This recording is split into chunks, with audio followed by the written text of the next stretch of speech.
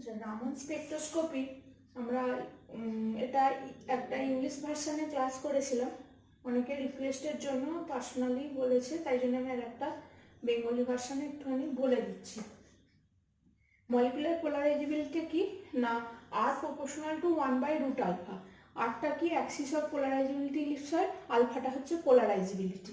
এখন এই Axis of polarity ইলিপসয়েডটা কি, পোলারিটি ইলিপসয়েড হচ্ছে এইটা। পোলারাইজেবিলিটি ইলিপসয়েড দিয়ে আমরা কি রিপ্রেজেন্ট করি না, ধরো একটা ওয়াটার মলিকুল নিয়েছি, এর পোলারাইজেবিলিটিটাকে রিপ্রেজেন্ট করা হয় পোলারাইজেবিলিটি ইলিপসয়েড দিয়ে। এই পোলারাইজেবিলিটি ইলিপসয়েডের দুটো অ্যাক্সিস আছে, একটা হচ্ছে মাইনর অ্যাক্সিস যেটা হচ্ছে এই ছোটটা, আর একটা হচ্ছে মেজর অ্যাক্সিস মানে হচ্ছে বড়টা। এটা হচ্ছে মেজর অ্যাক্সিস, এই ছোটটা হচ্ছে মাইনর অ্যাক্সিস। এটা থেকে এরকম ভাবতে পারো, আমরা তো সবাই জানি মিউজিক্যাল ইনস্ট্রুমেন্ট তবলা আছে, এটা ঠিক ওই রকম দেখতে। নিচের পোর্শনটা ধরো এটা এরকম, এটা একটা 3D সারফেস, আর ঠিক এর উপরটাই অপোজিট দিকে এখানে এরকম বসিয়ে দিলে এটা দেখতে এরকম হয়ে যাবে পোলারাইজেবিলিটি ইলিপসয়েডটা। তো এখানে যেটা সবাই খুব গন্ডগোল করে, এই আর যে প্রপোর্শনাল টু 1/√α বলেছি, এটা কিন্তু আরটা হচ্ছে অ্যাক্সিস অফ পোলারাইজেবিলিটি ইলিপসয়েড।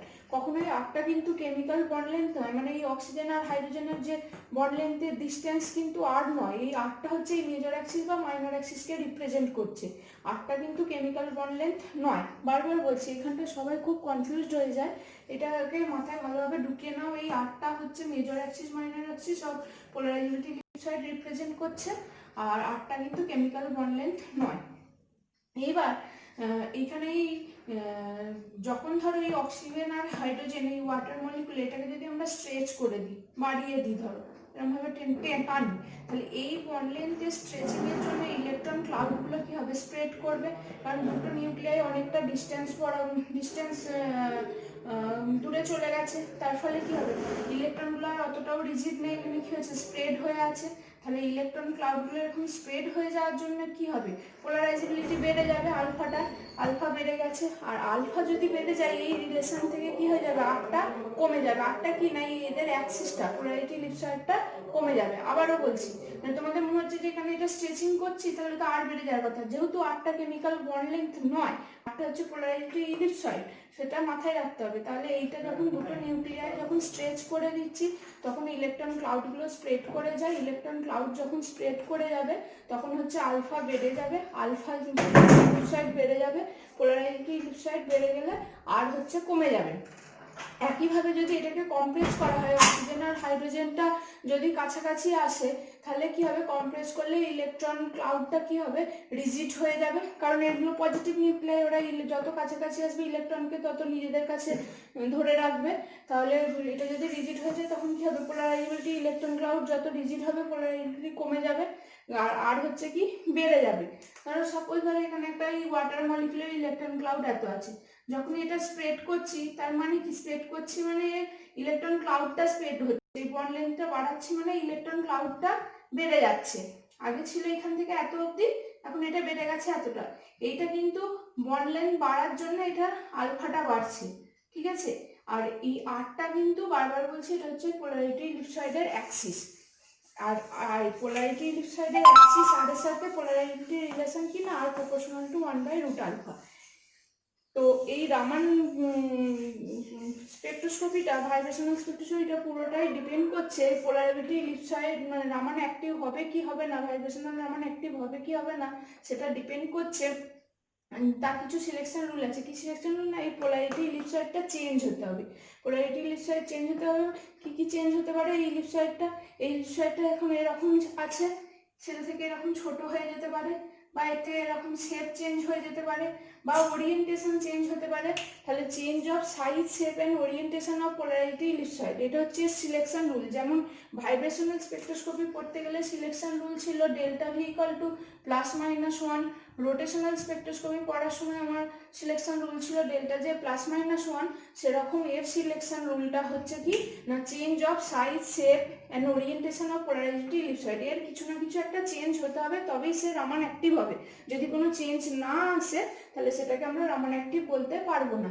এখন আমরা ভাইব্রেশনাল স্পেকট্রোস্কোপি পড়তে গিয়ে ওখানে মোড অফ ভাইব্রেশন কিভাবে ক্যালকুলেট করতে হয় আমরা জেনেছিলাম।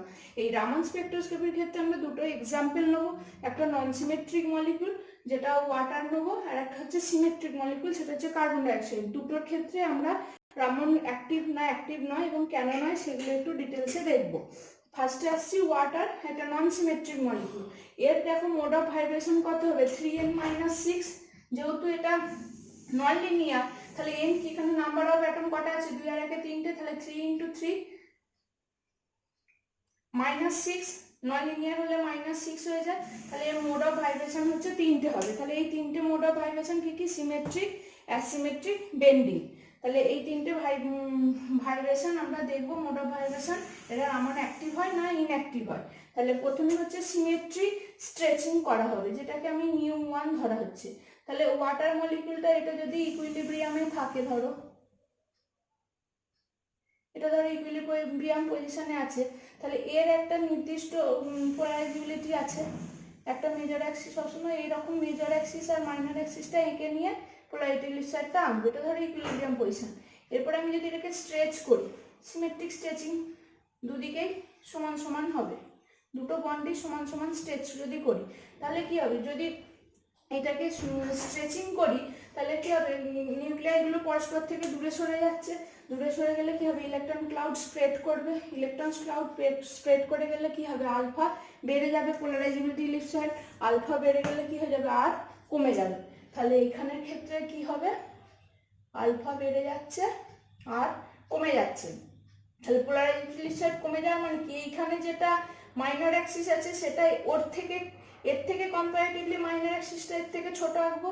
এখানে মেজর অ্যাক্সিস যেটা আছে ওখানে যা ছিল ইকুইলিব্রিয়ামে তার থেকে ছোট আঁকবো।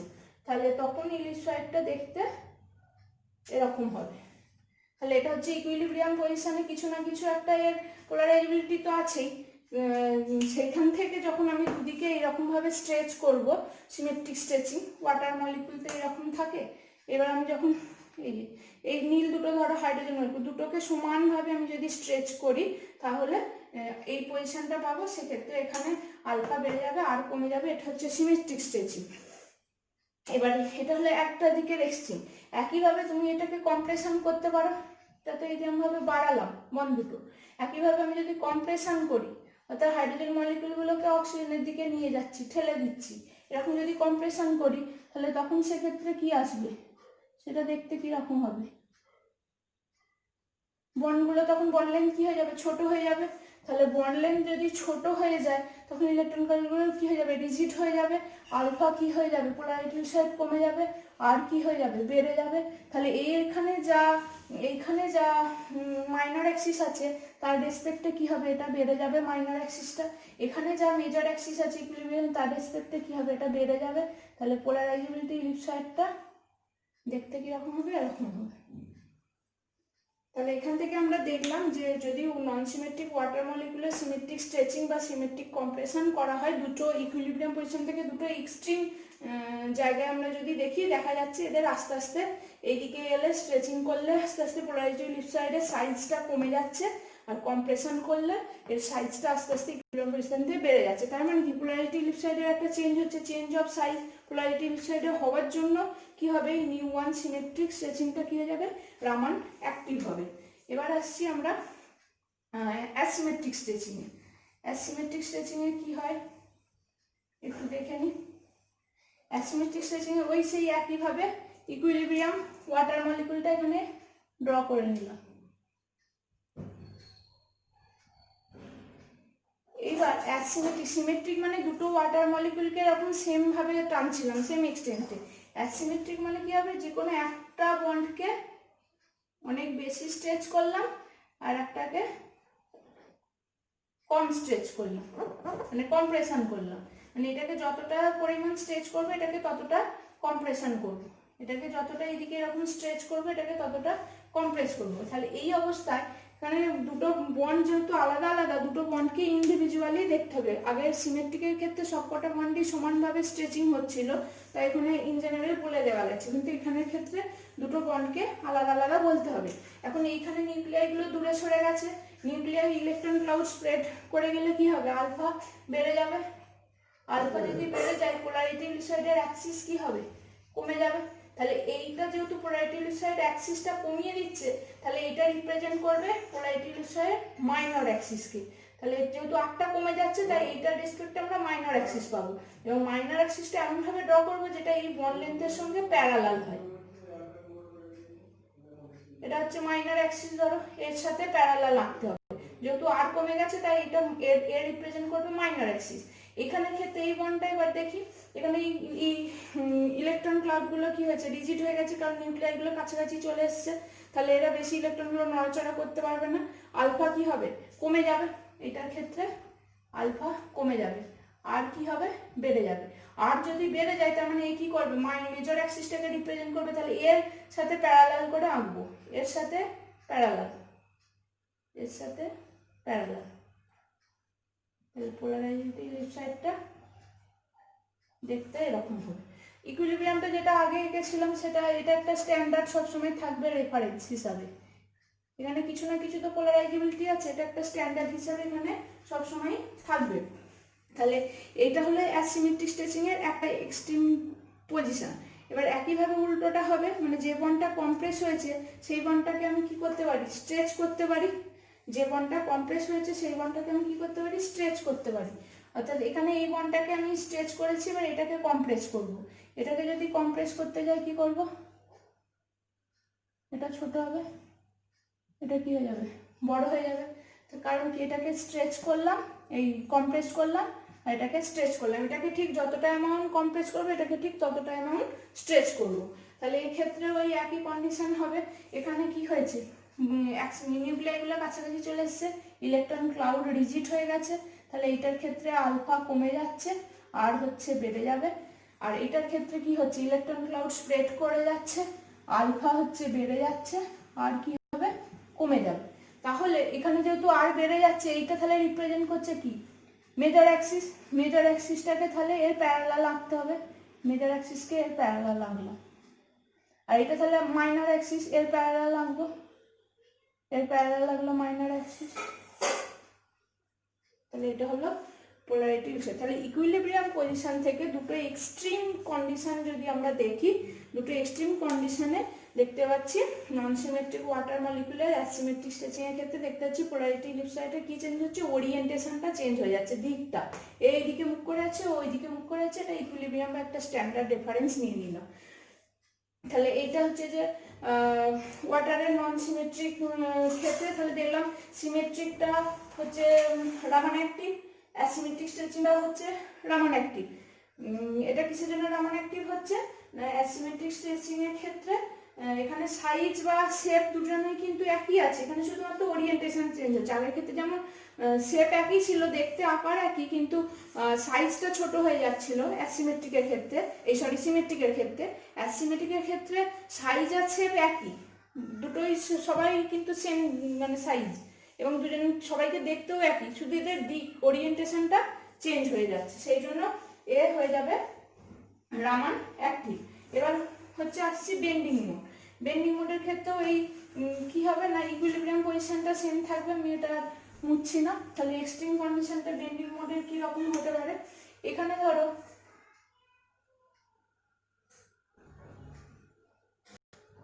মানে এই হাইড্রোজেন আর এই হাইড্রোজেন মলিকিউল দুটোকে এরকম টেনে জাস্ট 180 ডিগ্রি করে দিল, মানে এখানে যা বন্ড অ্যাঙ্গেল ছিল এখানের বন্ড অ্যাঙ্গেলটা 180 ডিগ্রি প্রায় নিয়ার ইকুয়াল টু এরকম হয়ে যাচ্ছে। তাহলে কি হচ্ছে, এখানের ক্ষেত্রে এই ওইজ বন্ড লেন্থগুলো ফিক্সড আছে, কিন্তু এই দুটো হাইড্রোজেন আবার একে অপর থেকে অনেকটা ডিস্টেন্সে চলে যাচ্ছে।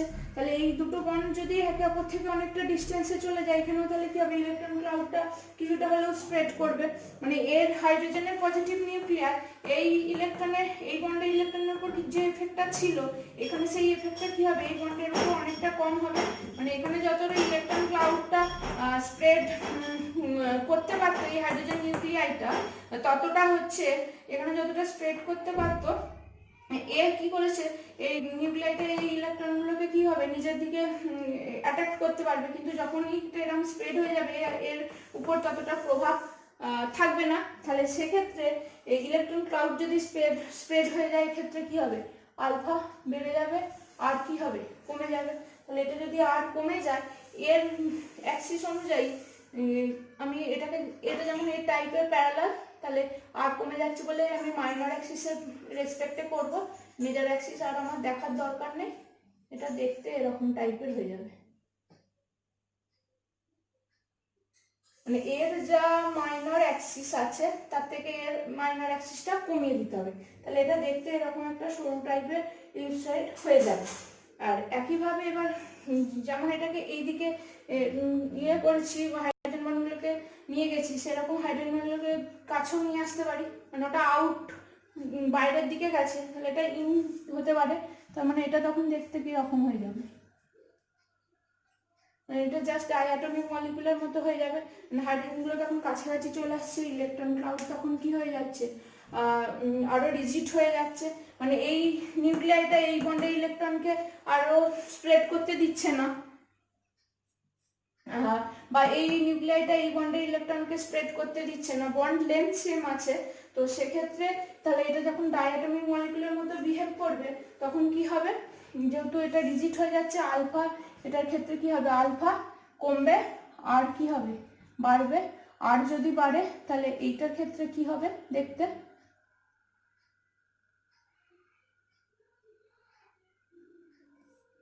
এর ক্ষেত্রে পোলারিটি ইলিপসয়েডটা এরকম দেখতে হয়ে যায়। তাহলে এখানে ক্ষেত্রে একটা সরু মতো হয়ে গেল, এখানে ক্ষেত্রে আবার একটা এরকম মানে উল্টো দিকে জাস্ট ইয়ে হয়ে গেল, মানে শেপটা চেঞ্জ হয়ে যাচ্ছে। তাহলে এক্ষেত্রে বেন্ডিং মোড অফ ভাইব্রেশনের ক্ষেত্রে কি হচ্ছে, শেপ চেঞ্জ হয়ে যাচ্ছে। বেন্ডিং মোড অফ ভাইব্রেশনের ক্ষেত্রে শেপ চেঞ্জ হয়ে যাওয়ার জন্য পোলারিটি এটা রামান অ্যাক্টিভ হয়ে যাচ্ছে। তাহলে ওয়াটার মলিকুলের তিনটেই হচ্ছে রামান অ্যাক্টিভ হচ্ছে। এরপর কার্বন ডাই অক্সাইডের ক্ষেত্রে আমরা আসছি। এরপরে আমরা যেটা পড়বো সেটা হচ্ছে সিমেট্রিক মলিকুলের রামান স্পেক্ট্রাটা দেখবো, যেখানে কার্বন ডাই অক্সাইড একটা এক্সাম্পল নিয়েছি, এখানেও তিনটে অ্যাটম আছে, কিন্তু এটা যেহেতু লিনিয়ার মলিকিউল তাই এর সূত্রটা 3n-5 হবে, অলরেডি ভাইব্রেশন পড়ানোর সময় এটা বলা হয়ে গেছে। তাহলে চারটে মোড হবে, কেন চারটে হবে, সিমেট্রিক, অ্যাসিমেট্রিক আর বেন্ডিং দুটো, সেটা আগের ক্লাসে আগের ভিডিওগুলোতে বলা হয়ে গেছে। এখন এই কার্বন ডাই অক্সাইডের সিমেট্রিক স্ট্রেচিংটা কিরকম দেখে নিই, ধরে নিচ্ছি এটা আমার ইকুইলিব্রিয়াম পজিশন, এর একটা কিছু একটা ইলিপসয়েড আছে, এটা একটা ইলিপসয়েড, পোলারিটি ইলিপসয়েড। যখন দুটো অক্সিজেনকে এরকম সমানভাবে স্ট্রেচ করা হচ্ছে, দুটো এক্সট্রিম কন্ডিশন হতে পারে, একটা হচ্ছে যে বিশালভাবে স্ট্রেচ হয়ে যেতে পারে, আর একটা হচ্ছে এই দুটো অক্সিজেন মলিকুল কি হচ্ছে, কম্প্রেস হয়ে যেতে পারে। তাহলে যখন বিশালভাবে স্ট্রেচ হচ্ছে তাহলে কি হবে, ইলেকট্রন ক্লাউড স্প্রেড হচ্ছে, মানে আলফা বাড়বে, আলফা বাড়লে হচ্ছে আর কমবে, আর কমলে পোলারিটি ইলিপসয়েডটা কি হচ্ছে, কমে যাবে। পোলারিটি ইলিপসয়েড যদি কমে যায় তাহলে সেক্ষেত্রে এর এটা হচ্ছে যে সেটা থেকে ছোট হয়ে যাবে। তাহলে এখানে ভ্যালু যদি 10 হয়, এখানে ক্ষেত্রে সেটা হয়ে যাবে 1, মানে এটা চোখে লাগার মতো যে অনেকটাই চেঞ্জ হয়েছে পোলারিটি ইলিপসয়েডে। এখন এখানেই আর কমে যাচ্ছে, মানে কি, মানে মেজর বা মাইনর অ্যাক্সিস দুটোই কমে যাচ্ছে, তার ফলে কি হবে, ইলিপসয়েডের সাইজটা ছোট হয়ে যাচ্ছে। আবার আমি যদি এখানে থেকে এবার যদি এটাকে কম্প্রেস করাই, তার মানে আলফা কমে যাবে আর বেড়ে যাবে, তার মানে এর মেজর এবং মাইনর দুটো অ্যাক্সিসই বেড়ে যাবে। তারপরে ধরো আমি যদি নিউমেরিক্যাল ভ্যালু দিয়ে বলি, এখানে 10 ছিল, এটা 30 হয়ে গেল, তার মানে এই দুটো এক্সট্রিম কন্ডিশনে স্ট্রেচিং এবং কম্প্রেস দুটোর ক্ষেত্রেই আমি দেখতে পাচ্ছি সিমেট্রিক্যালি ওয়েতে যদি করি, পোলারিটি ইলিপসয়েড ইকুইলিব্রিয়াম পজিশন থেকে এটার ক্ষেত্রে কমছে, চেঞ্জটা এটার ক্ষেত্রে বাড়ছে। তার মানে কি, symmetric stretching of carbon die oxide molecule হচ্ছে রামান অ্যাক্টিভ। কিন্তু যখন অ্যাসিমেট্রিক স্ট্রেচিং এ আসবো, অ্যাসিমেট্রিক স্ট্রেচিং মানে যে কোনো একটা কোণকে বেশি স্ট্রেচ করা হবে, অন্যটা কি হবে, কম কম্প্রেস হবে, মানে এটা যতটা কম্প্রেস হবে এদিকে স্ট্রেচিংটা ঠিক অ্যামাউন্টটা তত বাড়াতে হবে। একইভাবে এক্সট্রিম কন্ডিশন আর একটা কি হতে পারে, যে কোণটাকে স্ট্রেচ করেছি সেটা কি হবে, কম্প্রেস হবে, আর অন্যটা কি হয়ে যাবে, প্রচুর স্ট্রেচ হয়ে যাবে।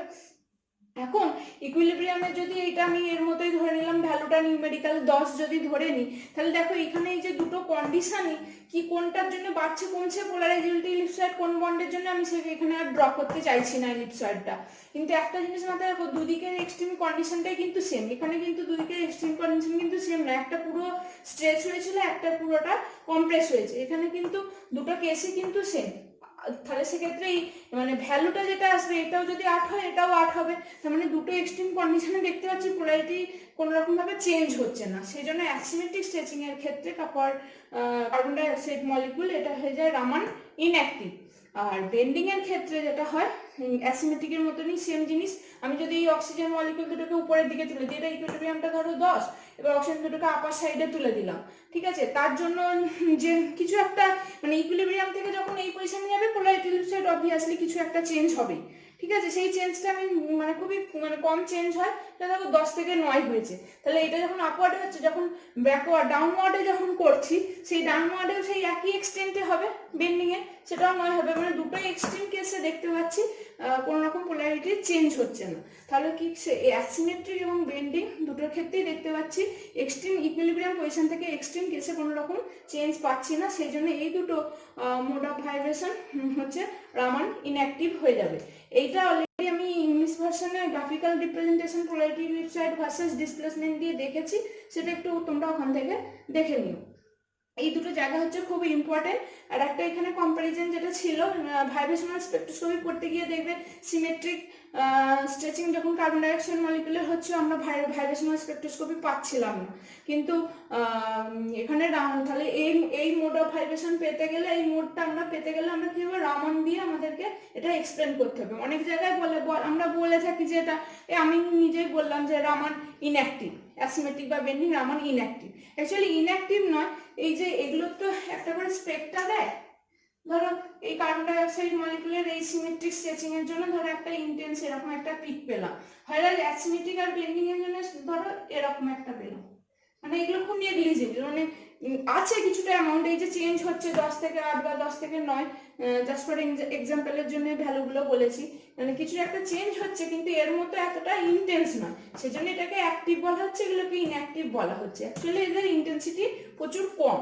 ঠিক আছে, তাহলে যারা হচ্ছে সেন্ট্রোসিমেট্রিক মলিকুলগুলোর ক্ষেত্রে ওই মিউচুয়াল এক্সক্লুশন প্রিন্সিপাল বলেছে যে যারা হচ্ছে আইআর অ্যাক্টিভ হবে তারা হচ্ছে যে রামান ইনঅ্যাক্টিভ হবে। দেখো মিলিয়ে দেখবে অ্যাসিমেট্রিক আর বেন্ডিং এর ক্ষেত্রে ওরা ছিল আইআর অ্যাক্টিভ, সেই জন্য এখানে রামানে ওরা ইনঅ্যাক্টিভ হয়ে গেছে। আর সিমেট্রিকে আইআর ছিল ইনঅ্যাক্টিভ, এখানে রামানের ক্ষেত্রেও কি হয়ে গেছে, অ্যাক্টিভ হয়ে গেছে। যদি কিছু প্রবলেম থাকে জানাবে আবার।